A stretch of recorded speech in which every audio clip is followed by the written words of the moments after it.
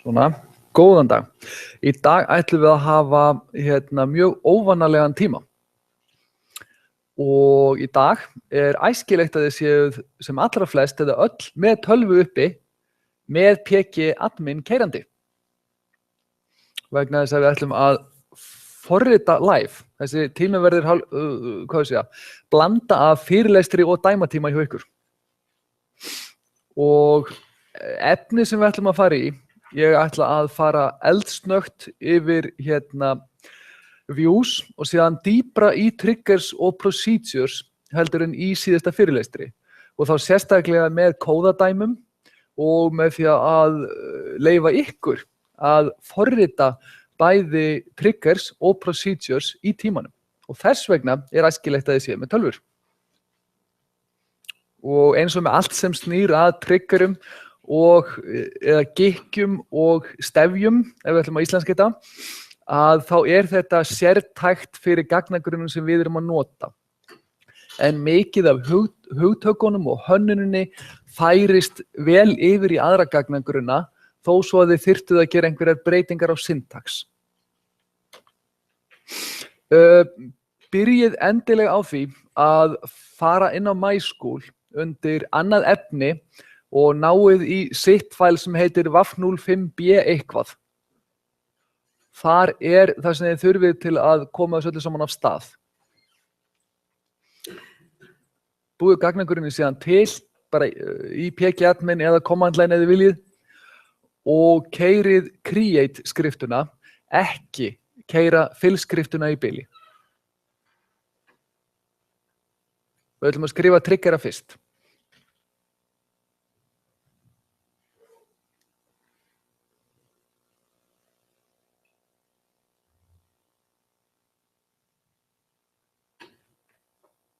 Þið búin að finna þetta? Já. Þetta heitir waf05 eitthvað ef ég man þetta rétt. Svo skulum bara kíkja.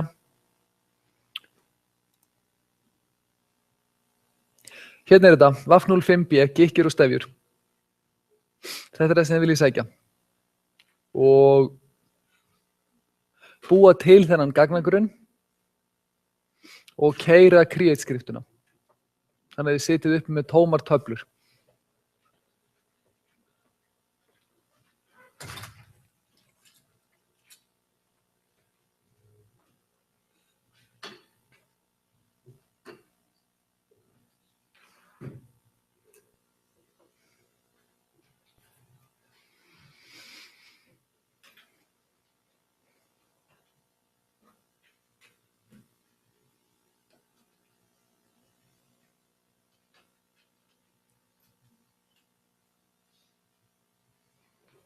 Réttið upp hönd fyrir mig þegar þið klárið, svo ég hef einhverju hugmynd hvernig þetta búið. Ok, það nokkrir komnir með þetta.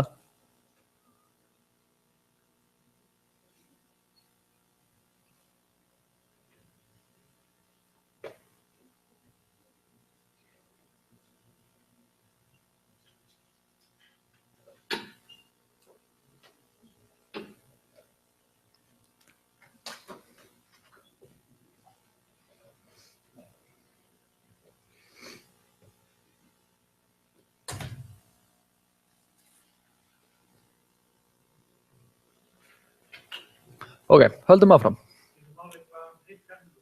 Nei, í raun skiptir það engu máli. Svo lengi sem þið eruð með SQL Sheet á þessum gagnagrunni opið þegar ég keyrið kóðan á eftir, þá skiptir engu máli hvað hann heitir. Það bara þægilegt fyrir ykkur að skýra hann einhverju lógísku nafni ef að þið haldið honum eftir tíman. Sem líka góð hugmynd. Og ef við hoppum síðan aðeins tökum pínkulítið recap á síðasta fyrirlestri. Views, þetta skema element, þetta partur af external schema og þið getið litið á þetta sem virtual töflu sem að þið getið notað í fyrirspurnum til þess að einfalda fyrirspurnirnar sem eru skrifaðar fyrir ofan.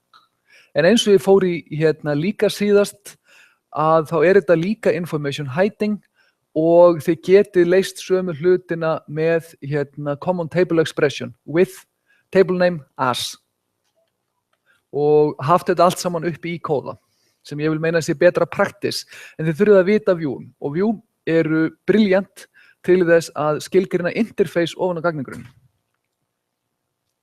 Þar eru þau afskaplega gott fyrirbæri og syntaxin þetta einfaldur. Create Vue, name, columns, as SQL query. Það segur á því að í þessari fyrirspurn sem að sækir það sem sýnt í Vue-inu, þá getið þið verið með typecasting, þið getið kastað á milli gagnatýpa ef þið viljið, ef það þarf fyrir eitthvað sem gerist fyrir ofan og þið getið endurskýrt dálka með kolum upptölningunni hér. Það segja að það þarf ekki að vera sama nafn á dálkunum, talið upp hérna inn í sviganum og talið upp í fyrirspurninni fyrir neðan. Það bara röðin sem stýrir því. Sætið. Allir með? Klukkan rétt rúmlega 8:30. Þeir eru örlítið minna vakandi heldur en á mánudögum. Þá skulum við hoppa yfir í triggera aftur.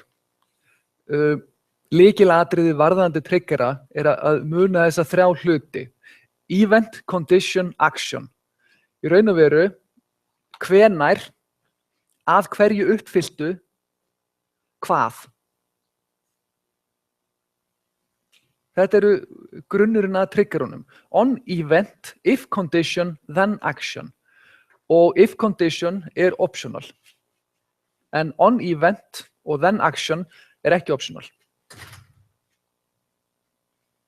Og dæmi hérna, on updating maximum course enrollment, if number registered is more than the new max enrollment limit, then deregister students. Ef við lítum á hvað staðallinn segir, 1999 SQL staðallinn, þá segir hann að consideration, það sé að þeir eru athugum á að framkvæma þetta eða ekki, á að vera immediate, leið og eventin á sér stað. Execution sömuleiðis immediate. Þetta á að keyrast leið, þetta má ekki keyrast eftir á.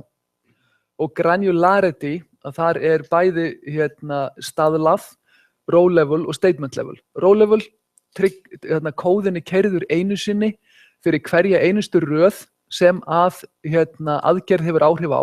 Þeir geti keyrt eina update skipun sem hefur áhrif á fullt af röðum, sömuleiðis delete. Ef þið værið með row level og skipurinn hefur áhrif á 20 raðir, þá triggerinn keyrður 20 sinnum. Ef þið eruð með statement level, þá það einu sinni fyrir SQL-ið sem keyrt. Sama hvað það hefur áhrif á margar raðir. Og það allt öðruvísi triggerarnir sem skrifið fyrir það. Þá það að skrifa trigger með set í höndunum, ekki eitt stakk. Við höfum before og after triggera, row versus statement level og við höfum eingöngu verið að horfa á row level triggera. Í ykkur spórum, ef þið viljið sjá statement level triggera, þá getið þið googlað á. Munurinn þið eruð að vinna með multiset í staðinn fyrir eitt stakk. Ég ætla að fókusa meira á, fókusa raun og veru bara á row level triggera. Ef þið farið í Microsoft SQL, þá þurfum við að skoða statement level, þess að þeir styðja ekkert annað. Það mismunandi eftir gagnagrunnum hvað þeir styðja marga triggera á eina töflu. MySQL til dæmis styður að hámarki 6 triggera og það stýrist bara því að það eingöngu hægt að hafa einn trigger á hverja samsetningu af event og insert update delete. Það segja before, það var before og after, sinnum, insert update delete. 6 stykki. Postgres styður jafn marga og þið viljið. SQL Server styður líka jafn marga og þið viljið, nema þar getið þið stýrt röðinni. Það segja hver keyrir fyrstur og hver keyrir síðastur. Þannig að með 3 triggera þá stýrið þið í hvað röð keyra. Ef þið setið inn 4. triggerinn á sama eventin og sömu töfluna, þá vitið þið ekki hvað röð 2 og 3 keyra. Það getur framleitt mjög áhugaverðar villur. Svo food for thought, þið viljið ekki spamma triggerum. röðin sem að þið eruð að fara að breyta eða eyða old. Ef þið eruð að inserta þá ekkert í old. Nýja röðin new, það að segja það er new punktur, dálkaheiti þegar þið eruð að vísa í dálkana. Og fyrir delete það tómt. Og ég sagði síðast að þetta nafn dollar væri named variable og það syntaxlega rétt en mjög óhjálplegt. Það var í síðasta fyrirlestri. Þetta vissulega named variable en þetta named delimitation. Þetta til þess að segja, hér byrjar kóði. Síðan kemur kóðinn og síðan segjum við í hvaða tungumáli þessi kóði. Í Postgres getið þið skrifað triggera í fleiri málum heldur en PLPG SQL, aðal forritunamáli grunnsins. Og ef við viljum uppfæra gögn, þegar við, ég ætla bara að fara eldsnöggt yfir þetta þess að við tókum þetta ágætlega síðast. Ef við viljum uppfæra gögn, þegar það skráð nýtt result, hér erum við að breyta gögnum í annarri töflu. Það sem ég benti ykkur á síðast að þið vildu helst ekki gera í raunverulegum kerfum, út af dependencies. Að hér ætlum við að gera það. Við ætlum að uppfæra sports, þegar að gögn berast inn í results, ef að þau uppfylla það að þetta sé nýtt met, og við greinum nýtt met með selectunum hér. If exists, select stjarnan from sports, where ID saman sem new sport ID, nýja fæslan sem að koma inn, og S-record minna gamla rekordið heldur en new result. Með öðrum orðum, new fæslan sem að koma inn nýtt met. Og athugið að þetta verður við að keyra sem hvernig trigger, before or after. Before. Þannig að í before þá fæsla í new og þá ekki búið að breyta neinu. En nei, í þessu töluði skiptir ekki öllu máli. Það þegar við loggum sem það skiptir máli. Og til þess að uppfæra þá keyrum við bara update. Við höfum ekkert eitt miklu púðri í update, en þetta einfaldlega syntax sem við erum að horfa hér. Update sports, set record saman sem new result, where ID saman sem new sport ID. Og ef þið að uppfæra marga dálka, þá teljið þið það upp með kommu á milli. Þannig að ef þið ætlið að uppfæra, segjum dagsetningu á metinu, þá væri það S-record date saman sem new record date. Og, veitum nú við, þetta var ekki sem ég ætlaði að gera. Og kemur komma og síðan kemur þá S-date saman sem new og nafnið á dálkinum. Og þið getur talið upp bara jafn marga dálka og þið viljið uppfæra í update-setningunum svona.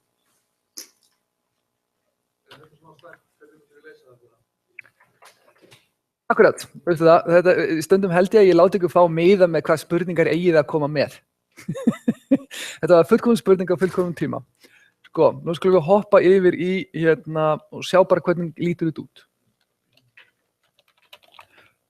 Og, nú sjá, nei, ég slóin vitlaust lykilorð. Og ef við horfum á, ég ætla bara að búa til grunninn hér og nú fyrir þetta.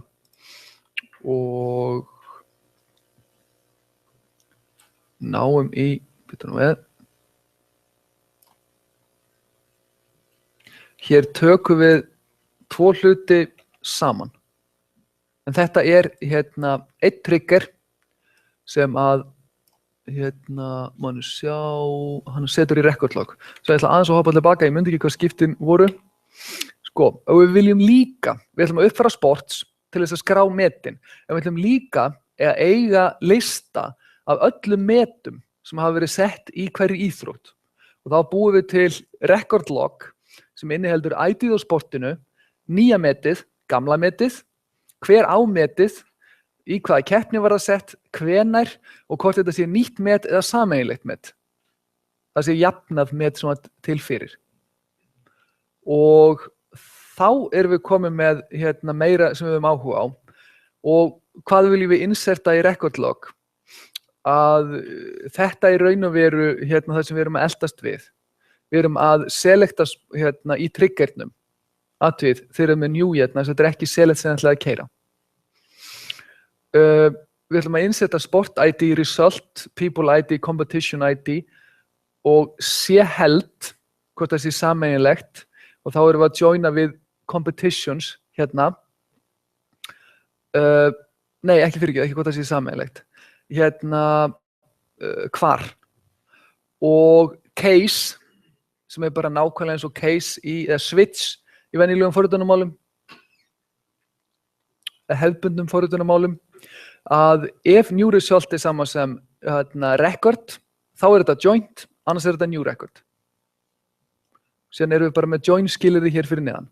Þetta ekki skrifað sem ANSI, join syntax. Ef þið hafið spurningar, endilega bara réttu upp hendu og við förum yfir það. En þetta þýðir að hvort þetta before or after. Og þarna verður það tricky út af þessum hluta. Record log. Þetta after. Ástæðan ef við keyrum seinni hlutan, það að segja record log hlutan, modifying other relations, venjulega after. En ef við, má sjá, já, það normið after, en þá þurfum við að stoppa og spyrja okkur.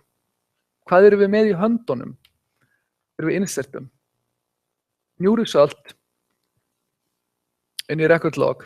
Nei, veistu, þetta ekki réttur kóði. Þetta copy-paste af glærunum frá því fyrra, menn þetta tekur bara annað resultið. Þetta tekur new result, nýja metið, ekki gamla metið. Ég skal útskýra á eftir af hverju það böggur. Við förum yfir það á eftir. Og almenna reglan ef þið breytið öðrum töflum, keyrið það sem after trigger. Gallinn við að keyra þetta sem after trigger að það búið að breyta gögnunum þegar þið keyrið. Sem þýðir, þið eigið ekki old value-ið. Þið viljið keyra, ef þið eruð að skrá niður hvaða gildi var fyrir og hvaða gildi var eftir, þá viljið þið keyra það sem new trigger, eða sem before trigger. Þannig að þá old value-ið eins og það var áður en það var breytt. New value-ið, það sem að koma inn og við ætlum að yfirskrifa með. Og ef þið ætlum að halda utanum met, þá viljið þið halda utanum, svona var gamla metið, old.record, svona nýja metið, new.record. Það myndið þið keyra þetta sem before trigger. En allavega, hvar hafið þið hvaða tegundir af triggerum? Það líka mjög mismunandi eftir grunnum. Postgres styður row og statement, Oracle styður row og statement, MySQL styður row, Microsoft SQL styður eingöngu statement, svo að þið þurfið bara að aðlaga ykkur að því sem þið eru með í höndunum, verkfærunum. Almennt, fyrir utan Microsoft SQL sem styður bara statement, þá sér maður mikið meira af row level triggerum heldur í statement level. Eins að þeir líta út eins og hefðbundin procedural forritun, hinir gera það ekki. Og order of actions. Ef við berum saman update sport first, ef við berum saman new record, að þá það alltaf röðin eins og hún nú komin eftir breytingu, þá öll record joint. Þess vegna þurfum við að gera þetta before. Til þess að við getum borið það saman við gamla metið, áður en við breytum því og yfirskrifum það. Þannig að þá erum við með new old sama. Og allir komnir með þetta núna? Það að segja komnir með grunninn og búin að setja inn töflurnar. Ef þið eru ekki búin að því, sækið skrá sem heitir WAF05B, gikkir og stefjur undir annað efni á MySQL, stofnið grunninn og búið til töflurnar, en keyrið núna inn líka þennan trigger. Og sjá, ef við skoðum triggerinn, sjá,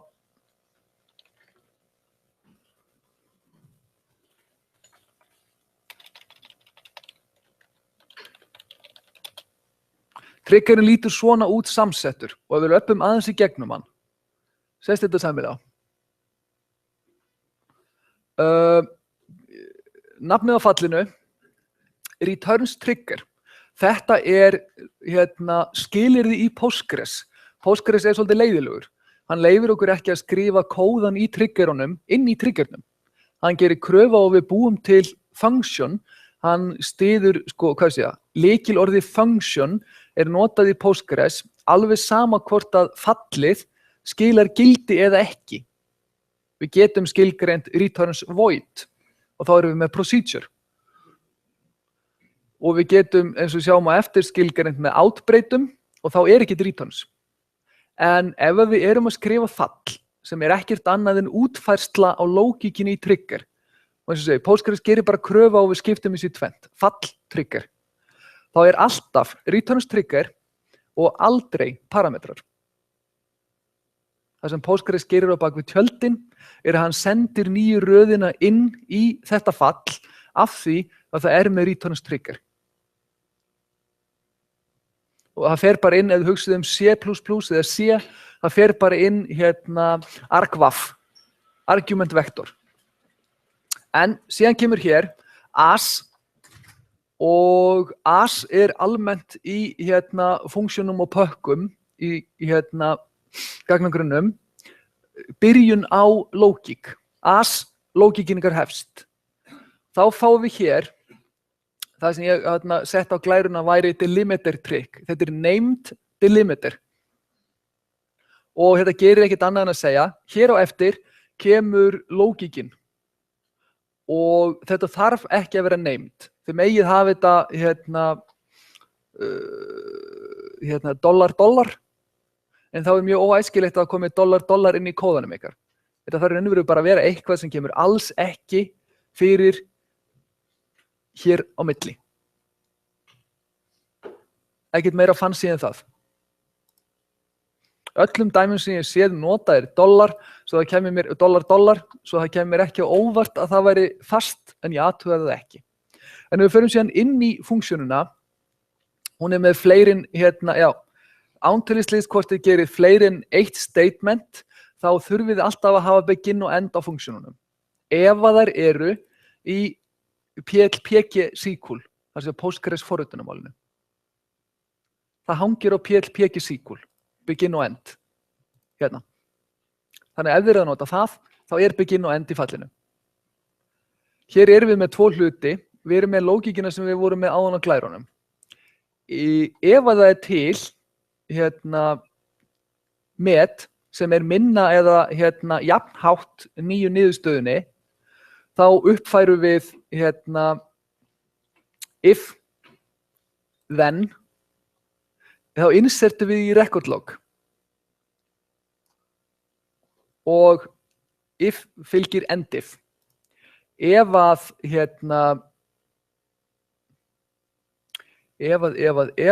þetta minna, eða gamla metið minna en nýja niðurstaðan, nýja frammistaðan, þá uppfærum við sports. Þetta bara nákvæmlega SQL-ið sem vorum að horfa á áðan. Einhverja spurningar varðandi þetta? Þetta eru bara Postgres syntaxin. SQL-ið eins og þið myndu skrifa það eins í flestum gagnagrunnum, ekki þeim sem nota statement level triggera, en ef þið eru að nota row level triggera þá væri þetta eins eða svo til alveg eins, sömuleiðis þessi hér blokk, en restin ekki. Allir með? Miðvikudagsmorgun, mjög lítið feedback. Svo. Þetta með, óhjálplegt. Svona. Keyrið inn þennan trigger. Hann í expostgres.sql. Keyrið hann inn á gagnagrunnin og keyrið síðan fylskriftuna.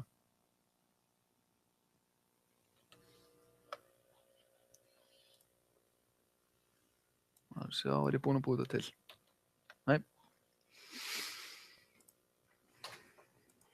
Athugið að efst í fylskriftunni use waf08b. Ég gleymdi að klippa það út. Hendið því, annars kemur villa.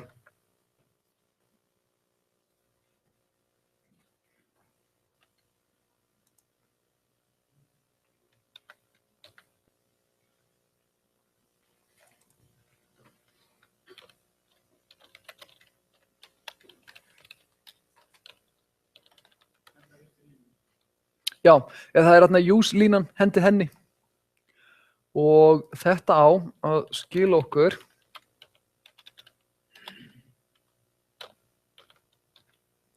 $2000 results. Ég að nota virtual maskínuna sem að, já, ég að nota gagnagrunn sem við byggum til sérstaklega fyrir þennan tíma. Kíkið á annað efni undir MySchool, WAF05B, gikkir og stefjur. Og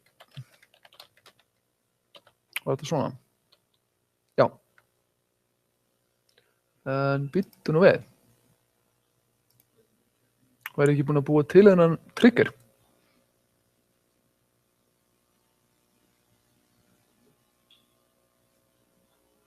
Já, reyndar. Í trigger hlutanum, ég fór mjög vel yfir fallið, en ef þið keyrið insertið, truncated result, það vantar hann að blæða mjög mikilvægan hlut. Það er þessi hér hluta triggernum, sem heitir trigger. Ég er greinilega ekkert mikið betur vakandi heldur en þitt. Sko, við skilgrindum fallið áðan og ég fór vel yfir það. En það sem við búum síðan til er trigger, sem er ekkert annað en skilgreiningin á hvenær keyrir hann, á hvaða töflu keyrir hann, við hvaða event keyrir hann og er þetta row level eða statement level og síðan eru þið alltaf með nákvæmlega þetta hér nema þið skiptuðu nafn á fallinu. Svona skrifið þið triggerana í Postgres. Þið endið bara með að skrifa execute procedure og fallið sem ég byggu til yfirleitt sérstaklega fyrir þennan trigger. Eða ekkert yfirleitt, alltaf. Þetta er trigger, þetta er fall sem er skilgreint með trigger sem skilagildi. Keyrum þennan trigger inn en við þurfum að henda út úr results og keyra fill aftur. Þegar við byggum til fallið, ekki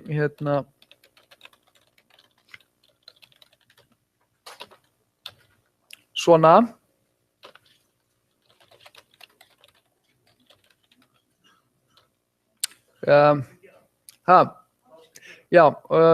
er einfaldara hreinlega að kála grunninum og keyra hann inn aftur heldur en að gera það sem ég ætlaði að gera. Sko, það sem ég gerði var ég keyrði truncate table. Truncate table hendir öllum gögnunum úr töflu. Kannski fínt að þið vitið af því. Öfugt með við delete að þá er truncate table ekki hlut af transaction. Með öðrum orðum, það er ekkert rollback. Ef þið keyrið truncate, þá eru gögnin farin og þau koma ekki aftur. Svo truncate er mjög brútal aðferð við að henda gögnum, en hún er líka mjög efficient vegna þess að eina sem hún gerir er að hún segir gagnagrunnum, hey, ég er búin að skila öllu þessu plássi sem ég var með upptöki hjá þér. Hún fer ekkert í gegnum raðið þannig á hendinni einu. Hún segir bara þetta pláss sem ég var með hérna fráteki hjá þér, ég er búin að skila því. Svo að truncate er einhvað sem þið viljið fara varlega með. En ég held, hvað segirðu? Það er betra að gera nýjan grunn. Skulum bara að því að við erum miklu fljótar að því. Og þið getið farið gegnum delete skipununa, en maður sjá.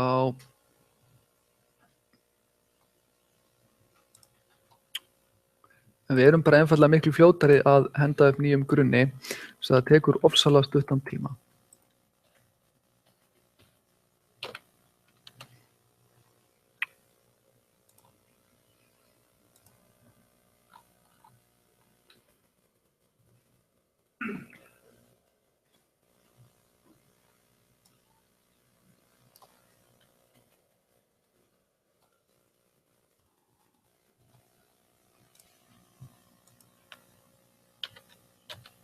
Og nú er ég komið með bæði triggerinn og falliðinn. Og þá skulum við sækja. Jú, þið þurfið að keyra create aftur. Það var það sem ég var að copy-pasta og keyra. Ég er bara að taka. Column UL does not exist. Og hér lærum við skemmtilegan hlut með Postgres. Postgres framkvæmir mjög lítið af tékkum þegar þið setjið procedure eða functions inn. Þegar creative functions, þá eru ofboðslega lítið af tékkum gert í Postgres. Svo þetta sé að minna en í nokkrum gagnagrunni sem ég hef unnið með. Svo að mjög oft þurfið þið að keyra functionin ykkar til þess að sjá virkar þau, eru þau í lagi. Þetta það er að hlutir sem að ættu að vera í compile checkum eru gerðir runtime, sem er óheppilegt, eins og þið sjáið. Og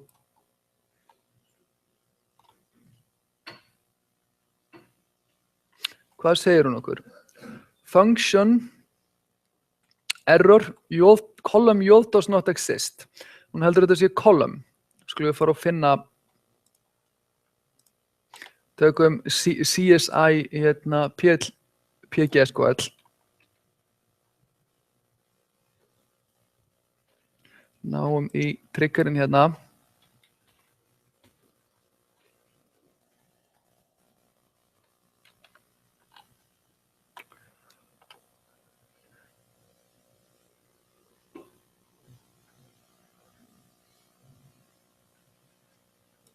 Sko, getur verið að vera leiðileg með gæsalappir. Normið í database heiminum er að nota einfaldar gæsalappir, ekki tvöfaldar, utan strengi. Og núna erum við búin að henda öllu út aftur. Ég ætla bara að sjá sem við fengum strax villu við keislu, sem þýðir það að það ættu engin gögn að hafa farið inn.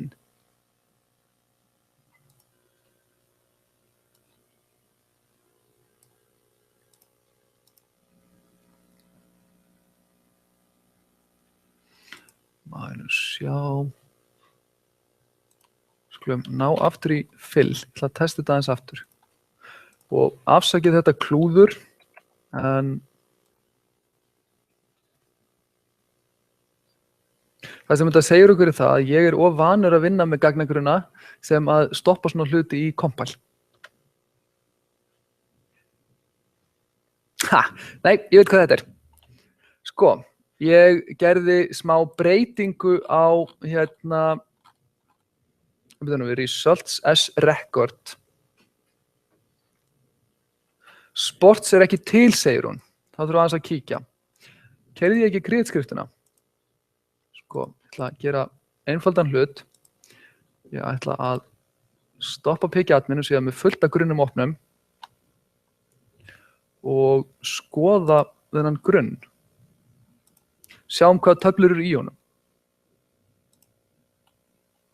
Og þetta var sports sem hún kvartaði yfir. Sport inniheldur ID, name og record. Það eru columns í sport.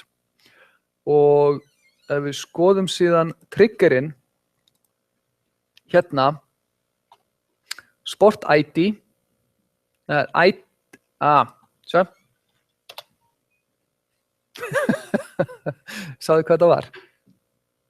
Það var white space inn í þessu. Það segir okkur ég hef lamið óvart á lyklaborðið einhvern tímann í ferlinu. Það er óhjálplegt. Og við skulum droppa öllu aftur. Þetta er ofsalega þægilegt að hafa þetta til að þessi svona skriftu til að henda öllu efst hjá sér og kreita aftur vegna þess að það er mikið fljótlegra. Þetta er alveg ofsalega óhjálplegt. Við mælum ekki með þessu. Og þá skulum við sjá hvort að hún vil samþykkja triggerinn okkar. Og skulum þetta nú við. Þetta er svona.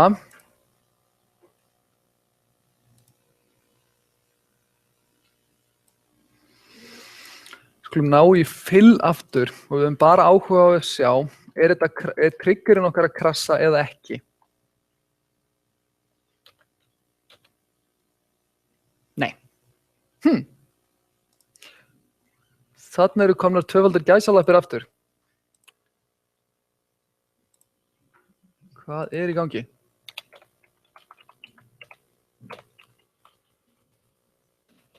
En þetta akkurat hlutur sem ég ætlaði ekki að gera.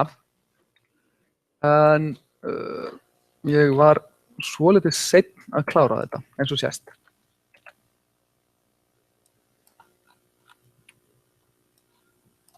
Við droppum öllu og athugið að Postgres svolítið sérstakur með það að í flestum forritunarmálum í gagnagrunnum getið þið keyrt bara beint. Drop trigger if exists, nafni á triggerunum.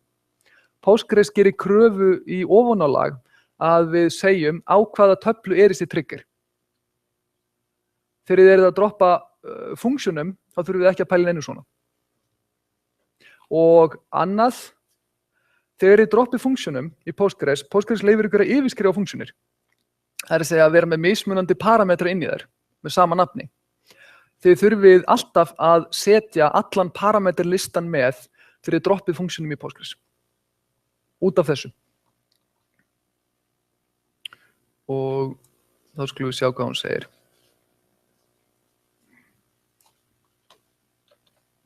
Svona, hún keyrir en það segir okkur ekki neitt. Það er að segja hún vistar þetta en það segir okkur ósköp lítið í Postgres eins og við erum búin að sjá. Var aftur bil. Ég var að enda við að laga þetta. Eru fleiri bil? Nú fyrir að vera paranoid. Hinum megin. Ég held ég að laga það hinum megin. En þá skulum við, það getur vel verið að copy-pasta. Copy-paste ekki alltaf vinum hans.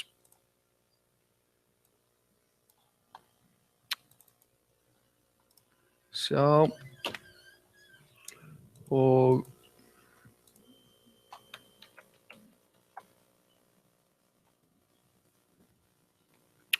má ég nú sjá, ekki þetta sem við mæltast við, það er hér.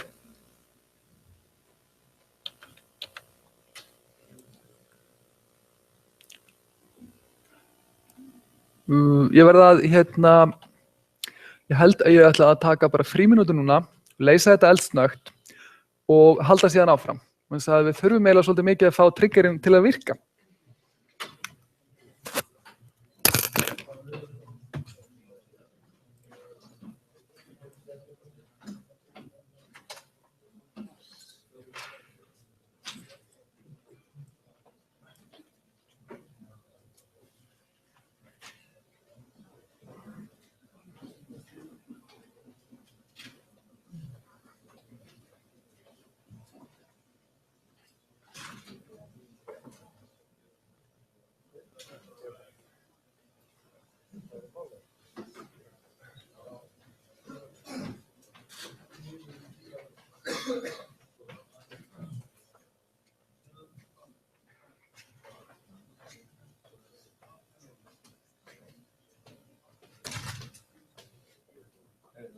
lengja skilafrestinu á assignmentinu. Það ætlar ekkert að lengja skilafrestinu á assignmentinu. Er það bara í kvöld? Þetta, svipað. Tryggjar. Sko, erum að munna, nei, það í kvöld. Það raun og veru, það sólarhringur umfram það sem vorum að gera áður. Það var á þriðjudögum miðnætti. En nei, hann verður ekki lengdur. En ef þessi syndarsvöll ætlar að vera með attitude áfram, þá erum við nóg á öðrum hlutum til þess að skoða.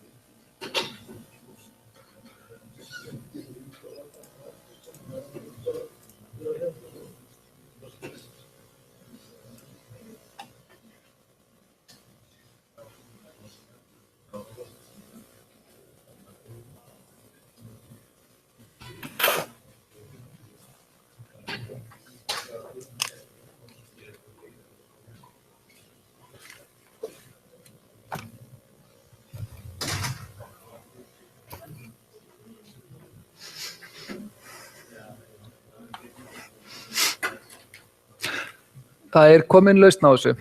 Ástæðan fyrir villunni að fyrir utan áhugaverð white space, sem ég veit ekki hvernig komist þangað, að Postgres með leiðindi við named variables á updates.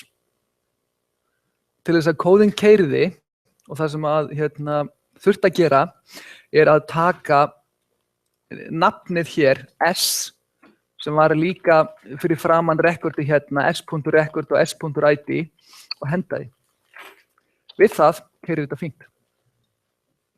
En þarna sjáum við líka annað. Postgres athugar ekkert hvort að nema að litlu leyti hvort að það sem þið búið til muni keyra. Það kemur bara í ljós þegar ég keyri það í fyrsta skipti. Svo að ef þið notið Postgres, gerið ekki eins og ég, prófið heldur funksjónurnar ykkar. Allir gagnagrunnar svona leiðilegir? Nei, alls ekki. Postgres óvenju leiðilegur með þetta. Bæði Oracle og SQL Server tekka mikið meira hvort það sé í lagi með þessum þú býr til. En núna erum við komin með, ef við eruð þið búin að gera þessa breytingu og stofna triggerinn?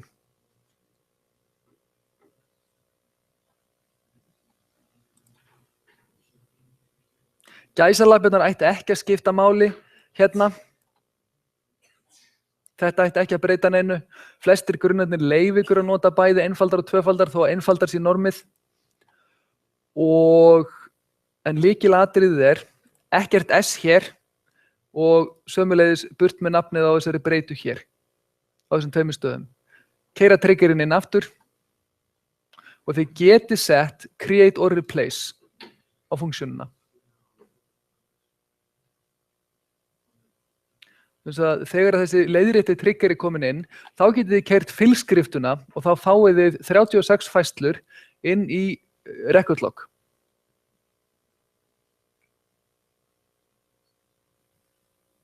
Ef þið eruð ekki með tölvu, endilega plantið ykkur við hliðina á einhverjum sem með tölvu til þess að ég ætla að sjáu hlutina virka.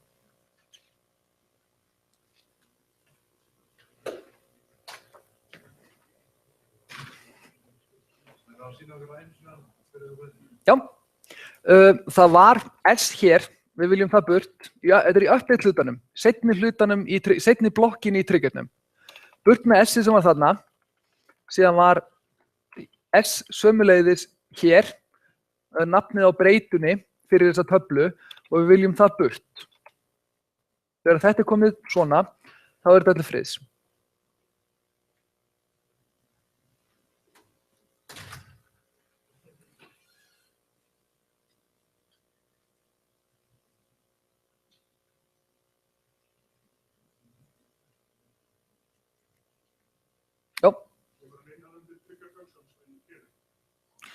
Veistu það? Ég athuga það aldrei.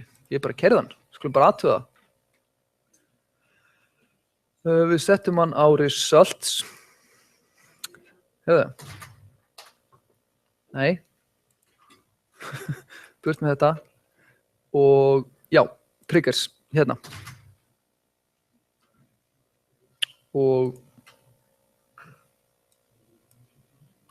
með meiri segja hvaða fall hann keyrir. Í trénu.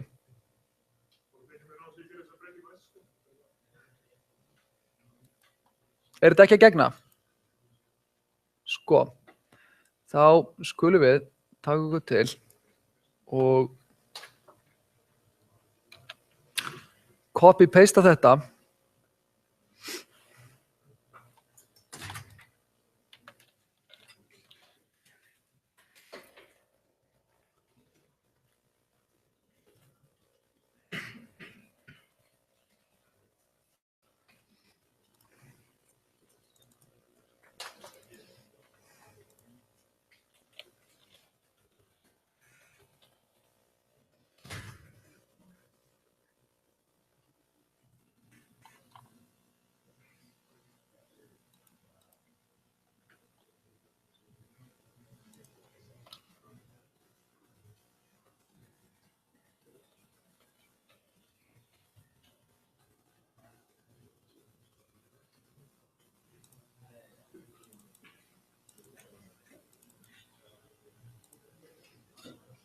Leiðrétt útgáfa er komin á MySchool á triggernum.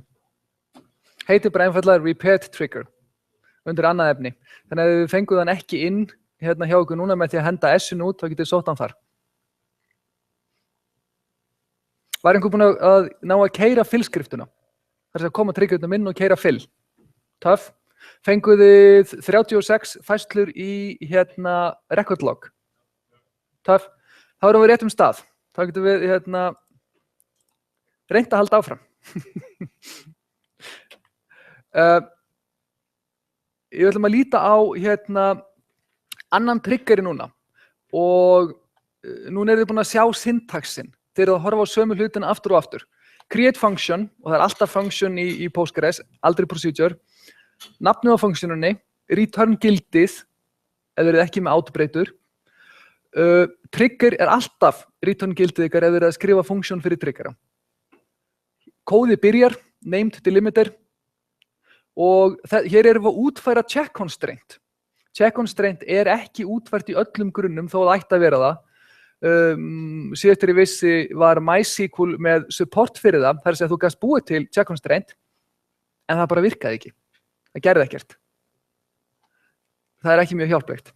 En hér erum við að útfæra þetta í Postgres, við þurfum þess ekki. Postgres útfærir þetta. Ef við horfum á þennan trigger hérna, create function fyrir hann, if new gender is not M and new gender is not F, then raise exception. Þetta er bara throw exception ef þið værið í C++. Er það að kasta villu upp. Og þetta er syntaxin. Hvaða strengur viljið þið að fari og hvaða error kóði er þetta. Og þetta er ef ég maður rétt integrity constraint error kóðin í Postgres. Væri gáfulegur að hafa þetta skilgreiningum á töflunni? Algjörlega. Ef gagnagrunnurinn sem þú ert að vinna með styður við check constraints, þess að tegund af data integrity checkum, absolutt, auðvitað viltu hafa það þar. Og það sem hefur ekki komið sérstaklega fram í umfjöllunum triggera, að bæta einum trigger á töflu getur haft alltaf, eða auðveldlega, 50% neikvæð áhrif á insert-hraða í töfluna. Með öðrum orðum, það dettur niður helming. Síðast þegar ég prófaði á SQL Server var það helmingur. Svo þetta er ekki ókeypis. En ef við gerum þetta hérna, svona, þá segjum við bara, við ætlum að banna allar færslur sem eru ekki með M eða F í gender. Svo að við kostum bara villu og endum á, hér endar kóði, svo hér kemur delimiterinn okkar aftur og síðan segjum við language, í hvaða máli er kóðin sem er inni í þessari blokk fyrir framann. Og hann er PLP-SQL. Þetta gæti verið SQL, þetta gæti verið Python og það voru einhver fleiri forritunum á líka supportuð í Postgres. Síðan kerum við create trigger skipunum okkar og af því að við viljum banna að þessi færsla fari inn, þá verður hún að vera before. Og þetta er before insert. Við gætum líka sett before insert update. Munið þessi komma frekar að þessi tali beint upp. Það er að segja, við getum sagt, við viljum heldur ekki leyfa þær að breyta gögnunum þannig að þetta verði einhvað annað en M og F. Þessi, eins og þetta núna, þá coverir þetta bara insert, sem ekki það sama og check on strength gerir.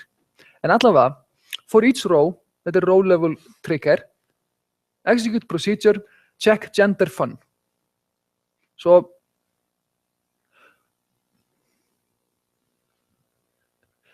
það sem gerist hérna að þegar þessari villu kastað, þá af því að við tökum ekki og meðhöndlum villuna sérstaklega, við bara látum hana kastast upp, að þá framkvæmir Postgres rollback á þess að þið skrifi nokkuð kóða. Svo að þessi færsla fer aldrei inn. Og núna ætlið þið að skrifa eitt trigger. Það gerir ný krafa á kerfið okkar að sökum laga megum við ekki henda niðurstöðum. Bara aldrei. Og þið ætlið að skrifa trigger sem kemur í veg fyrir að það sé hægt að henda niðurstöðum. Setið einhvað sæmilega lógískt nafn á hann, ákveðið hvort þetta sé before or after og ákveðið hvað þið ætlaði að gera og þið viljið kasta villu. Já?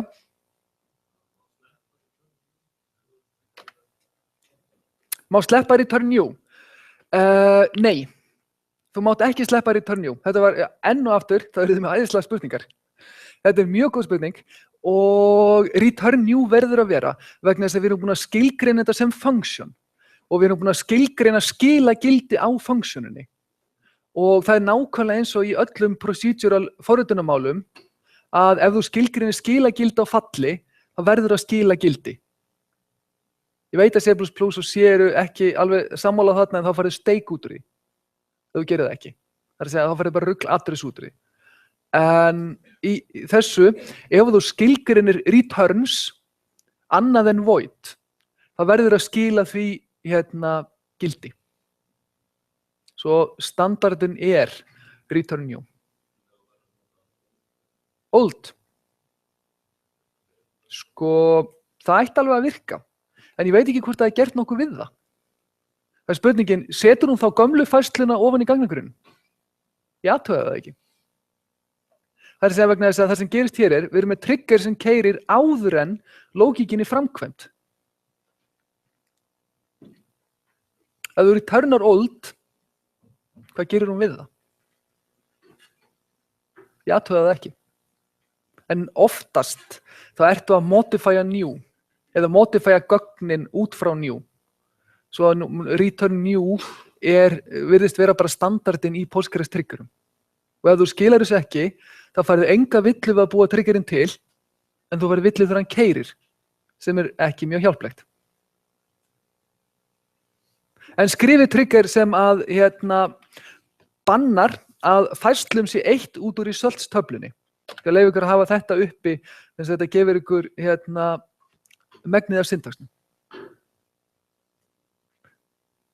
Bara keyrið hann á grunnunum. Þetta er mjög einfaldur trigger. Þið þurfið að búa til fall og síðan náttúrulega, kallið. Í fallið bara nákvæmlega staðlaða 3 línur. Þessi einu sem þið þurfið að pæla í þetta before or after og á hvaða event það að skrifa þetta.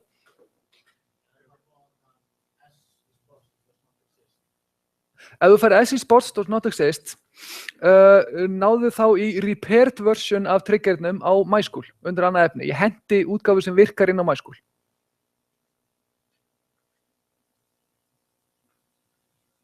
Ég set lagfærða skriftu með öllu sem við förum í gegnum í dag á MySchool á eftir.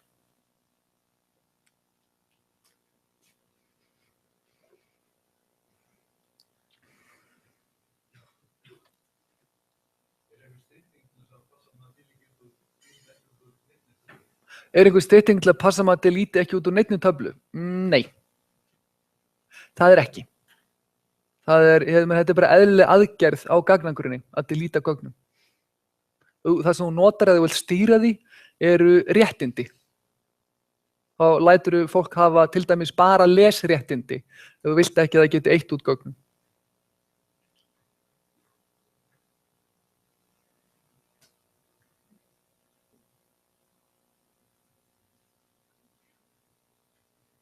Réttið upp hönd þegar þið eru búin að keyra þennan trigger inn. Flott. Gef ykkur örlítið, já. Já, ég réttið upp hönd, fyrir ekki. En já, mjög gott. Og prófið endilega að inserta í töfluna, results töfluna með einhverju öðru en stóru M-i eða stóru F-i. Sjáðu hvað villu þið fáið.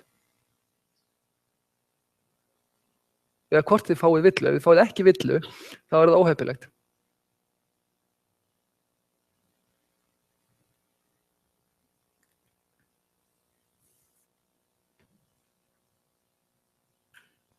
Kíkjum á lausnina á þessu. Svo ég brendi dálítið tíma í að vera með villu í kóðunum mínum. Hér er lausn á þessu. Results stay put fun function returns trigger standard þegar þið eru að skrifa funksjónu fyrir triggera. Kóði byrjar as delimiter begin raise exception. Einu sem við ætlum að gera er bara, við ætlum bara að kasta villu. Cannot delete the results, error code, ég man ekki lengur hvað þetta er, en það stendur í skriftunum minni. Create trigger before delete, ef þetta væri after delete, þá væri búið að henda gögnunum. Já.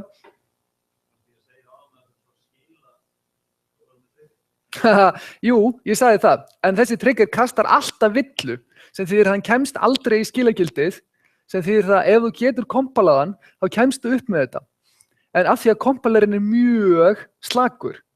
Ef við væri með kompiler sem tjekkaði vel á kóðunniðinum, syntaxnum á kóðunniðinum, þá yrður að vera með return new á eftir raise exception, þó svo að þú vitir það að það getur aldrei komist þangað.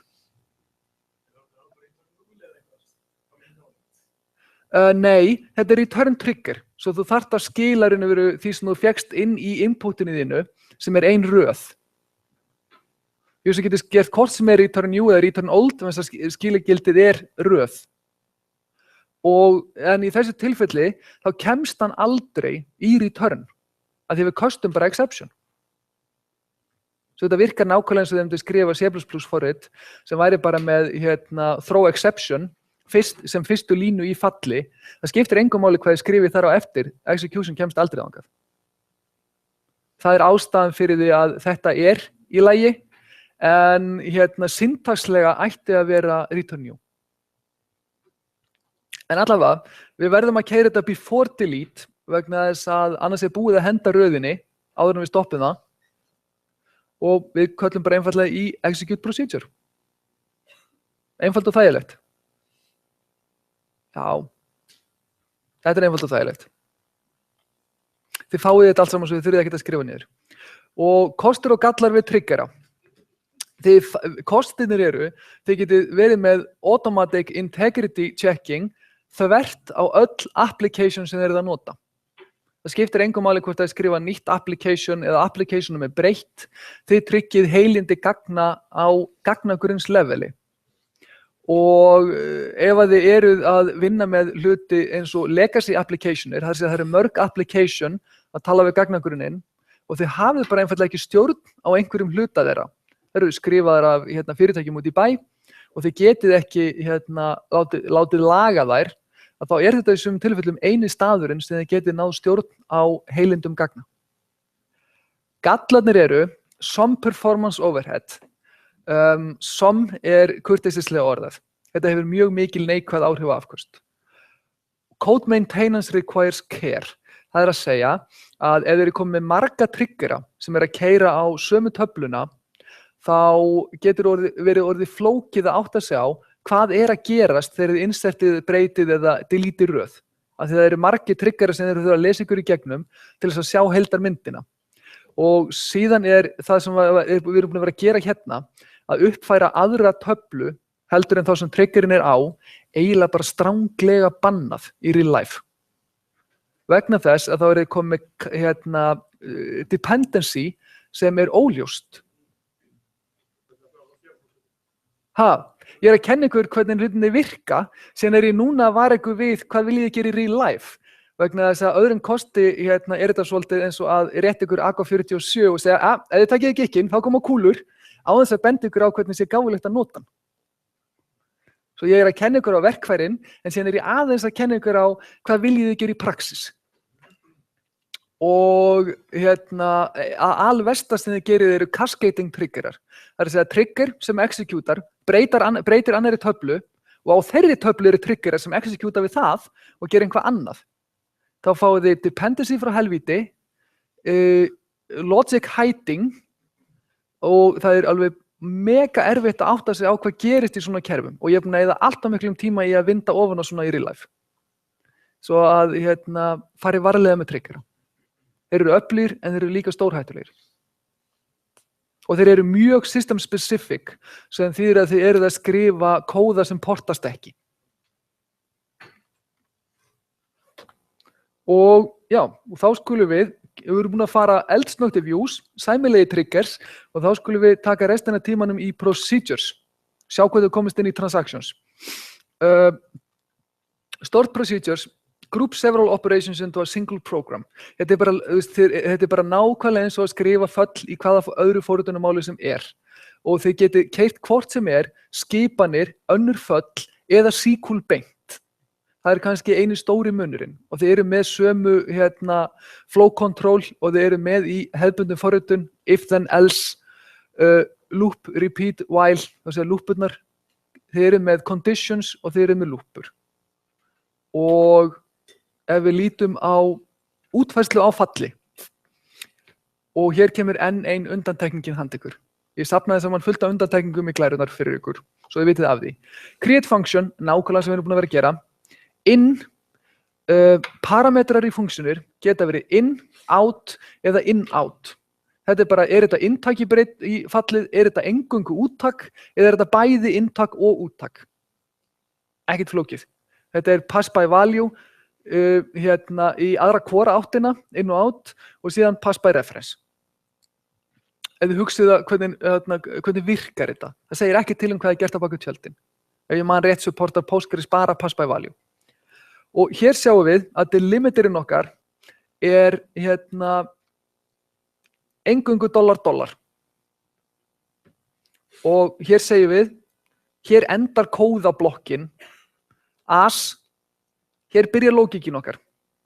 Begin og já, hér er out parameter hérna og ef þið eru með out parametra þá þurfið þið ekki að setja returns. Og þó svo að Postgres segja okkur að þetta sé function, að þá eru það búið til procedure. Já. Ef þú ert með triggeraföllin, þá er implied að þetta er röð úr töflunni sem kemur inn. Það kemur bara argumentvektor inn, en þú mátt ekki skrifa neitt í inntakið. Ef þú ert að skrifa önnur föll heldur en triggeraföll, þá verður að telja upp parametrana sem þú vilt fá inn. En þú getur gert þetta í staðinn fyrir að telja upp hverju einustu breytu, og þarna er ég aðeins að fara að flækja líf ykkar, þá getið þið skilgreint töflur sem inntak. Þið getið defænað töflubreytur og tekið þær síðan inn sem inntak. Þannig að þá fáið einhvað sem er eins og að taka strökt inn í C++. View. Þetta er þú getur kallað það view, en í raun er þetta bara listi af ströktum. Það er líklega besta leiðin fyrir ykkur að hugsa það ef þið komum frá C++ heiminum. Sem þið populatið einhvern veginn. Þetta er ekki fysisk tafla og þetta er ekki view ofan af fysiska töflu. Þetta er bara datastruktúr. Já. In. Nei, þú þarft ekki að tilgreina in. In er ef ég man rétt default. En eins og allt sem er implied, hafið það explicit, skrifið það alltaf, vegna þess að það gerir kóðin ykkar læsilegri fyrir alla. Þegar kemur einhver sem þekkir þetta ekki jafnvel og þið, þá viljið ekki sjá kóðan fullan af bitavirkjum, ternary virkjum eða implied hlutum. Þá ættu þið bara að vera að skrifa Perl. Og það viljum við ekki. Vonandi. Og eins og segi, ef þið erum með átbreytu, þá hún eingöngu nothæf sem úttak og þá þurfið þið ekki að setja return. Þetta undantekning í Postgres. Output-parameter, no returns. Og hér sjáum við undefined name á delimiter. Það hægt að gera það sem við erum að gera hér miklu betur. En það sem við erum að gera við búum til new person fall sem stofnar nýjan aðila inn í people. Og við erum að selekta upp, sko, já, hér flækti ég lífið aðeins með þessu hér. Vitið hvað coalesce gerir? Þetta standard SQL fall sem á öllum grunnum, mér best vitandi, sem tekur inn lista og hann ekki bara endilega 2 stök, hann getur verið lengri og skilar fyrsta non-null gildinu. Þannig að ef það einhver séns að þið fáið null inn í input og þið viljið ekki output, þá viljið nota coalesce. Hér erum við að selekta max ID from people og þegar taflan tóm, þegar við erum að inserta fyrstu röðina inn í töfluna. Ef það væri ekki coalesce, þá fengjum við 1 + 0 og hvað heldur það að koma út úr því? 0. Það mjög óhjálplegt, þannig að þá reynum við að setja 0 í lykilinn á töflunni og fáum villu í hausinn. Með því að setja coalesce hér, þá fáum við max ID á tómu töflunni sem 0. Nei, kíkja ég á næsta, það 1, skila því. Þetta ætti reyndar að vera 0. Hér, það verður hjálplegra að þá byrjum við á 1, annars byrjum við á 2. Það breytir engu. Það bara fallegra að byrja á 1. Maður vanur því. Bæði rétt. Og síðan leggjum við alltaf 1 við, þannig að við erum að búa til nýja hæsta ID-ið sem 1 hærra heldur en hæsta ID-ið áður. Og eins og kemur fram hérna niðri, þetta alls ekki besta leiðin við að gera þetta. Þetta bara verið að sýna ykkur hvernig þið skrifið fall. Við rúlum yfir bestu leiðina við að gera þetta á eftir. Spurningar? Já, ok.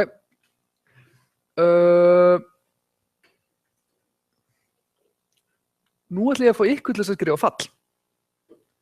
Og það sem ég ætla að skrifa stærsta stökk á í einhverju íþrótt á milli gamla metsins og nýja metsins. Við ætlum með öðrum orðum að bera saman old record og new record og fyrir hverja íþrótt og finna hæsta stökkið. Nema þetta fall tekur inn eina input breytu sem sport ID og með eina output breytu sem stökkið. Hvað stærsta stökkið fyrir þessa íþrótt? Og athugið að record log tablan með bæði gamla metið og nýja metið, svo fyrirspurnin ekki flókin. Það að segja gamla metið og nýja metið eru bæði dálkar í sömu röðinni. Svo þið eru ekki einu svona að skrifa self-join. Og hér fáið að hafa syntaxin fyrir framan ykkur á meðan skrifið.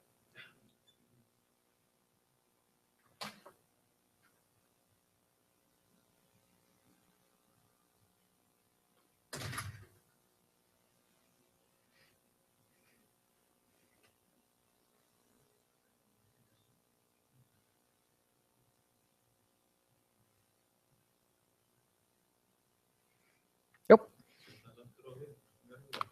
Svona. Þetta eru kröfurnar. ID á sportinu inn, stökkið, það sé að valueið á bætingunni sem outbreyta og hintið það sem ég var að segja ykkur með að þið eru með bæði gamla metið og nýja metið í sömu röðinni, í sömu töflunni, í record log.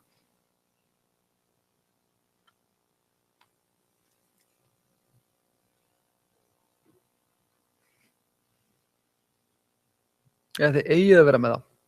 Ég breytti töflunni frá því í fyrra vegna þess að þar var það ekki tilfellið. Það var það á glærunum, ekki töflunni.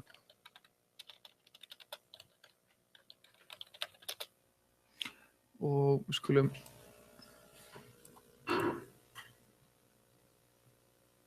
já, hér sjáum þið new record og old record dálkana. Og sport ID. Inntakið í fallið ykkar.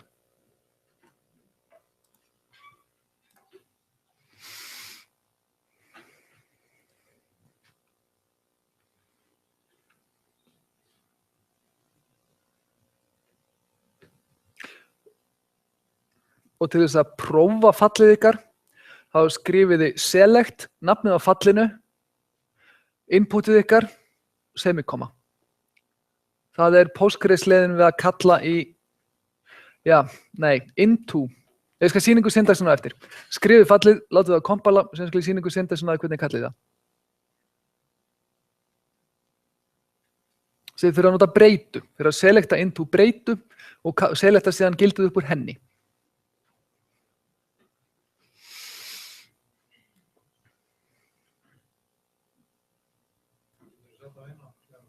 Já.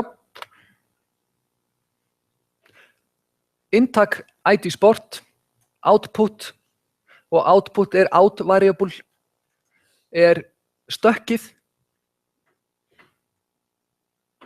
og þetta lógíkin í fallinu eitt einfalt select.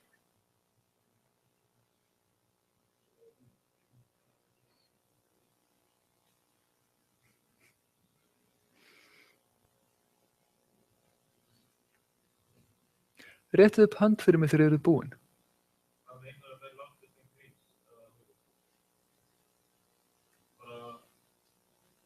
Hvað meina ég með latest increase? Það stærsti munur á milli old record og new record. Fyrir eina íþrótt.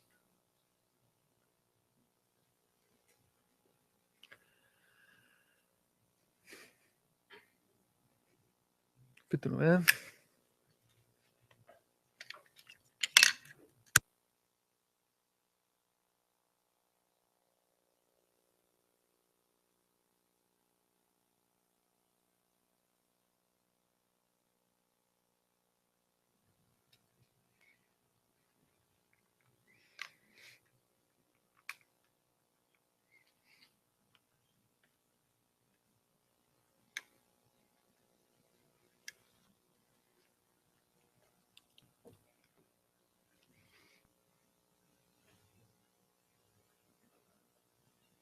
Eru fleiri komið með þetta? Flott. Skiptið rauniklarana, syntaxklaran.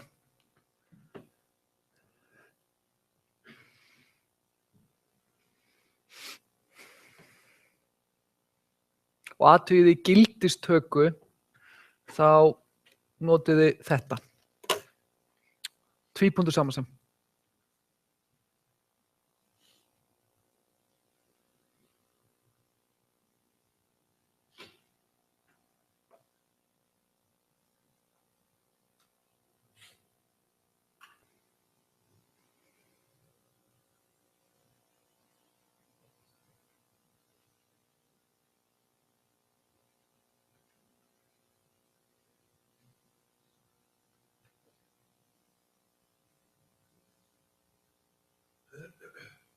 Rúllum aðeins yfir lausn á þessu. Sko, hún ekki flóknari en þetta. Create function biggest jump, in, SID, sport ID, out, jump, float. Og jump sem out-breytan, við gefum henni bara gildi. Select max new record minus old record, from record log, verð sport ID saman sem SID. Input-breytan, intaksbreytan okkar hér. Já. Já. Mættir returna beint á select-skipuninni? Já, en þá værirðu ekki að uppfylla það sem var beðið um. Í þessu tilfelli var beðið sérstaklega að þetta væri skrifað með out-breytu. En ég skal sýna ykkur, sko, nú skulum við aðeins hoppa yfir í kóða og testa. Skulum sækja, ég ætla að ná í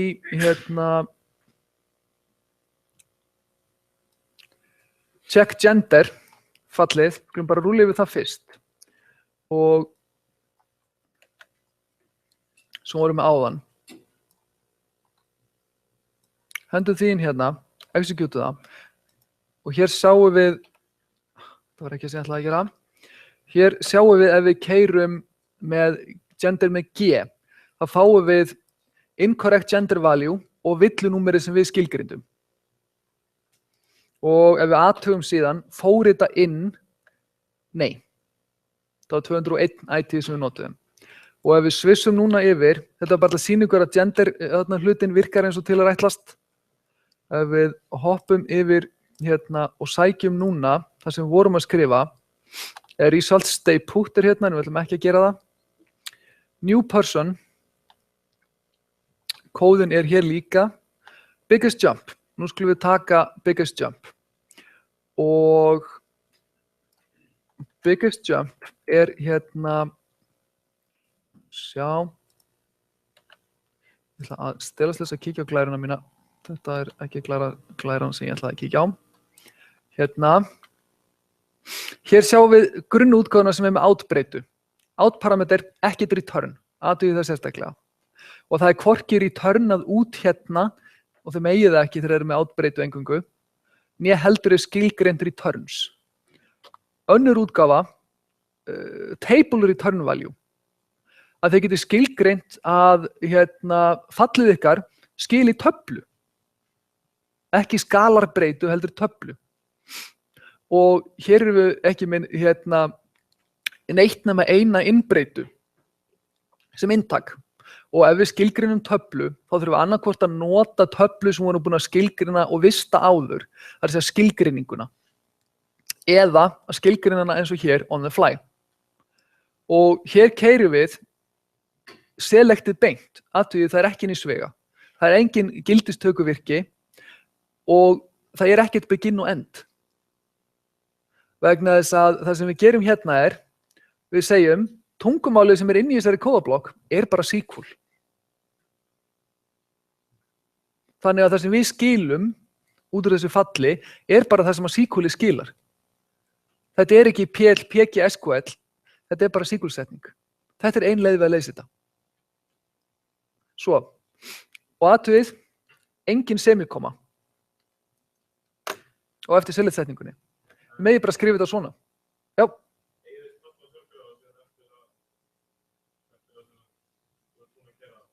Það sem þú gerir er að þú selektar upp úr þessu. Ég skal sýna ykkur rétt strax hvernig það virkar. En svarið er, þetta er bara að breyta. Svo ef þú insertar hann ekki inn í físíska töflu, þá er svarið já. Þú getur selektað upp úr þessu. Ég held að þetta sé til í sessioninni þinni. Ef þú tekur breytu og gefur gildið á þessu, þá hefur það í sessioninni þinni. Á öðrum kosti, þá er þetta bara transient og er farið. Alternative 2 fyrirgjöðu. Þetta er þriðja útgáfan. Hér látum við þetta skila skalargildi, af því við vitum að þetta er bara eitt gildi. Ekki margar raðir. Svo við þurfum ekki töflu. Hér setjum við returns float og hér sjáum við þetta fyrst, vandalega. Declare. Þið þurfið svona blokk ef þið skilgrinni breytur inn í föllum. Og þurfið að bæta við declare blokk. Þá kemur declare, begin, end. Það er röðin á þessu. Hér segjum við biggest, sama selectið við vorum í fyrstu útgáfinni, og return biggest. Svo þetta er vandalega return útgáfan sem þið voruð að pæli. En við gætum líka sleppt þessu og skrifað svona. Þetta er líka valid. Allar þessar útgáfur eru valid lausnir á þessu vandamáli, en í textanum sem var lýsingin sem þið fenguð gerði kröfu á outbreytu. Og ég ætla að sýna ykkur núna hvernig þetta virkar. Ef við tökum okkur til og lesum inn biggest jump. Þetta er fyrsta útgáfan með outbreytu. Og ef við keyrum biggest jump, sjáu hvað er syntaxin að þetta er outbreyta, þá selektum við hana í breytu. Jump er breyta sem við erum hérna að skilgreina. Og query successfully, return successfully, one row affected, en við fáum ekkert gildið tilbaka. Síðan selektum við gildið úr jump breytun okkar. Þannig að þegar þið eru með outbreytu, þá er þetta allavega ein leið við að sækja skilagildið ykkar. Og ef við notum SQL útgáfuna, table útgáfuna, búum hana til og skulum bara stofna þessar tvær, skalar útgáfan og þá erum við með það hérna, Biggest Jump 2, þetta er table útgáfan. Þá selektum við upp úr þessu með from-skilyrði, alveg eins og þetta sé tabla og dálkurinn í töflunni sem við skilgreinum í 2 heitir biggest. Svo þetta er tabla sem við selektum upp úr. Select biggest from biggest jump 2. Sama niðurstaða. Og ef við erum með skalargildi sem skilagildið okkar, þá selektum við bara fallið beint. En þið getið ekki til dæmis selektað fallið beint ef það er table.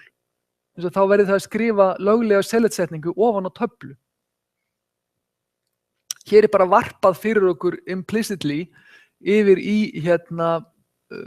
skalargildi. Skalargildin er varpað yfir í töflu og sýnt beint.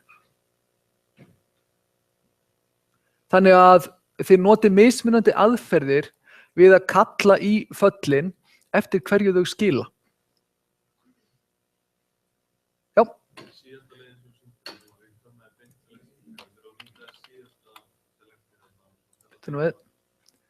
Svona þessi hér. Þetta er skalarútgáfan þar sem við erum búin að skilgreina returns float. Og þá kallar þau bara beint í fallið og það skilar þessu beint. Þetta er bara í sumum forritunarmálum kallar í execute, í MySQL kallar í call, Postgres notar bara select fyrir allt. Þetta er bara, syntaxin þeirra. En þið eruð með þetta allt saman. Og retrieving output, hér er þið með þetta á glærum líka, sem sýnir ykkur nákvæmlega sem ég var að fara yfir með ykkur. Og þá er spurningin, af hverju notum við stored procedures? Eru þær hraðari? Þær geta verið hraðari vegna þess að í sumum tilfellum er búið að compila kóðan og það er búið að compila execution plan fyrir fyrirspurnina sem er geymt í funksjóninni, þannig að það þarf ekki að búa til nýtt execution plan þegar þetta er executað. Það er hins vegar alls ekki global. Postgres til dæmis kompilar fyrirspurnina ekki inn í stored procedure sem þýðir það að þið eruð ekki að fá neitt hraða þar. Ef þið skoðið síðan einhvað eins og Hekaton sem er nýja in-memory database engine frá Microsoft, þá getið þið meiri segja kompilað það í binary. Það verður bara til sem DLL. Funksjónum sem þið skilgrinni verður bara til sem DLL á vélinni sem er sem bara keyrið beint. Svo það er ofsalega mismunandi eftir gagnagrunnum hvort að þið fáið aukin afköst við það að setja kóða ofan í procedures. Annað er, ef að þið þurfið fleiri en eitt kall í gagnagrunnin til þess að framkvæma lógíkina sem er framkvæmt í pakkafalli eða falli, þá er það nokkuð örugglega hraðara ofan í gagnagrunnum vegna þess að það fáið þið engin network hop og engin context switch.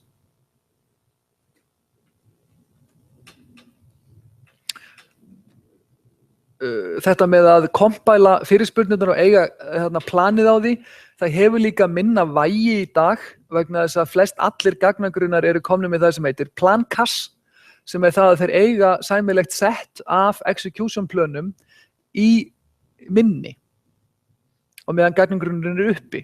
Svo ef það verið að keyra sömu fyrirspurnina reglulega, þá þarf líklega ekki að gera neitt annað en að hassana, fletta upp planinu og nota það. Svo að það minnkar hraðamunin á procedures og að keyra bara SQL beint úr client eða úr forriti.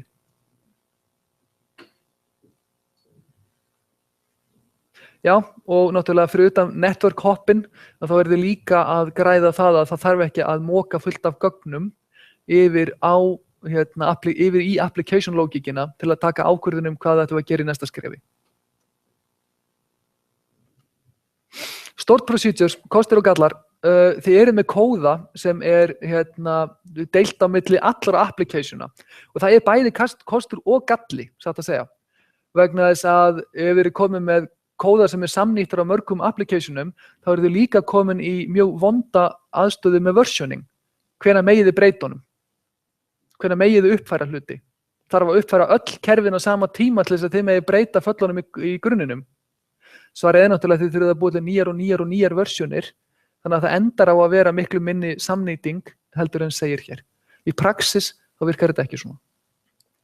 May be used for access control. Já, þið geti gert þetta. Ef þið eru að smíða lítil og millistór kerfi, þá gagnagrunnurinn einfaldlega góður staður til að geyma access control.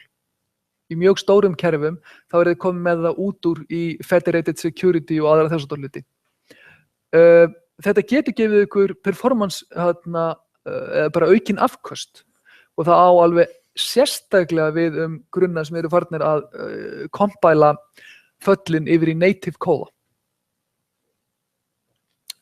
Gallar, code maintenance, vegna þess að þetta notað á fullt af stöðum, það verður þetta flóknara.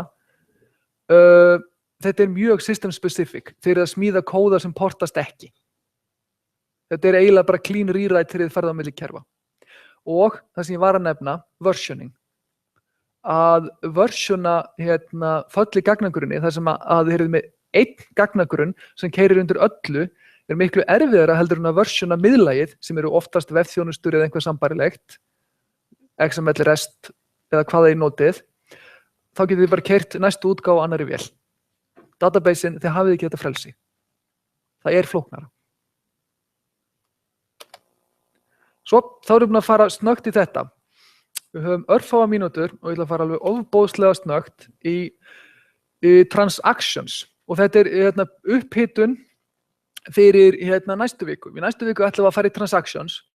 Og transactions eru eitt allra mikilvægasta hugtakið í database heiminum. Og þetta hlutur sem þið bara absolutt verðið að lesa. Ef við erum með 2 sessionir sem kalla í new person fallið á nokkurn veginn sama tíma. Þetta kalli í það nógu mikið á sama tíma. Þannig að session 1 keyrir select hérna, segjum bara hæsta gildið núna sé 199. Þá fær hún PIT 200. Næsta session á eftir keyrir örstutt á eftir og keyrir select sitt áður en hinn keyrir insert. Hún fær líka 200. Session 1 kallar í inserti sitt, hún insertar í people, allir glaðir, komin ný færsla með nýju hæsta gildi 200. Session 2 reynir að inserta en fær villu, vegna þess að hún var líka að reyna að inserta á 200. Concurrency. Þið þurfið einhvers konar locking mekanisma til að höndla þetta og transactions eru hluti af því. Þetta mjög vel stutt og í grunninn eru það að skrifa annarkvort start transaction og begin transaction þegar þið eru að skrifa transactionir og síðan annarkvort commit eða rollback. Auðvitað eru að skrifa rollback þegar einhver villa átt þessi stað. Þetta normið. Postgres aftur spes með þetta og leyfir ykkur ekki að skrifa transactionir inn í procedurum. Þið getið skrifa save points og rollbackað á þá. Þið fáið að lesa ykkur til save points sjálf. En restin fylgir bara sessioninni eða transactioninni sem kallaði í fallið. Þannig að begin transaction kalli í fall, commit. Ef það kemur villa, þá það í sjálfkrafa rollbackað í Postgres. Saman hvað standi commit á eftir. Svo framalega þið svæfið ekki villuna í exception handling. Svo Postgres, þetta normið í næstu öllum grunnum sem ég komin álagt. Postgres aðeins öðruvísi. Transactionir í Postgres. Þið hafið ekki commit og rollback inn í þeim, þið hafið save points og við það að setja begin, block, insert, update, delete eða hvað það sem þið viljið gera og exception when, þá það í raun og veru save point. Ef þið endið í exceptioninni, þá rollback á þennan save point en ekki það sem gerðist í sessioninni fyrir utan á undan. Ef þið hins vegar tækið villun og kastið henni upp áfram, þá það rollbacka öllu saman. En svo þetta alltaf í transaction scope-inu á sessioninni í Postgres. Og ef við horfum á bara einfalt kall, við setjum begin, þetta bara í SQL. Við skrifum bara í PG admin, begin, select some function, köllum í þetta fall. Ef þetta fall kastar villu, þá þetta commit aldrei keyrt. Það einfaldlega exception sem veldur því að það kallað í rollback og commitið keyrir aldrei. Þetta þurfum við að vita hvernig Postgres haga sér. Almennt í langflestum klientum og jafnvel gagnagrunnum auto-commit set on. Þannig að þegar þið keyrið insert, þá begin transaction eða start transaction, insert, commit, sem á sér stað. Það undantekningar á þessu, Oracle líklega þekktasta undantekningin, og þess að almennt þurfið þið að hugsa transactions þar. Þið þurfið að commit allt sem þið gerið. Ef að þið framkvæmið fullt af insert og eftirskipunum í Oracle og slökkvið síðan á klientum ykkar, ef hann slæmur, þá tapið þið öllu, ef hann góður, þá spyr hann ykkur, viljið þið commit þetta? Og stored procedures eru ekki transactionir. Þið þurfið að hugsa það sjálf. Nema að ef þið eruð í Postgres, þá þurfið að gera það fyrir utan, í kringum kallið í stored procedure. Í flestum öðrum kerfum gerir það inn í þeim. Og ég ætla að stökkva yfir í transaction pros and cons. Transaction raunveru bara locking mekanismi sem gerir það að verkum að hver einasti aðili sem notar gagnagrunninn getur hagað sér svolítið eins og pallir einn í heiminum. Transactions og isolation. IDs. Nú fáum við að sjá réttu aðferðina að gera það sem við gerum select max plus 1. Það að nota support í grunnunum. Ef við horfum á töfluna create table ID test, þar sem við erum með dálkinn ID sem skilgreindur, í Postgres skrifið þið ID serial. Þið skilgreinið enga gagnum típu. Þetta bara heiltölu teljari. Í Oracle, þá fáið þið frekar verbose útgáfu, ID number generated always identity, og þannig við búin að sleppa öllu optional byxinu, sem getur orðið mikið lengra. Í MySQL, ID int auto-increment og í MS SQL ID int identity. Það sem gerist bara það að þarna heldur gagnagrunnurinn utan hámarks ID-ið fyrir ykkur. Í staðinn fyrir að þið séð að selecta það. Þetta miklu hraðvirkara og miklu meira robust lausn. Þetta getur leitt til þess að verði bil í númeraseríunni, svo það engin garanti á því, en fyrir svo til allt annað en bókhaldskerfi þá skiptir það engu máli. Svo þetta leiðin sem þið viljið fara við að hafa teljara sem lykla í töflunum ykkar. Og það ofsalega góð hugmynd. Næsta vika transaction og bara 30 sekundur viðbót. Og þetta ofsalega mikilvægur hlutur. Og Jim Gray fékk Turing Award fyrir þetta. Þetta að koma í kringum 1975. Og ef þið vitið það ekki, þá Turing Award í tölvunarfræðinni Nobelinn okkar. Þetta risastórt og þetta 16. kaflinn, hann ekki nema 25 blaðsíður og þið eruð að lesa ofboðslega mikið af grundvallar hlutum gagnagrunna svo að þetta hlutur sem að þið absolutely verðið að lesa og skilja. Takk fyrir í dag. Ég sendi alla skriftirnar á MySQL á eftir, bara núna.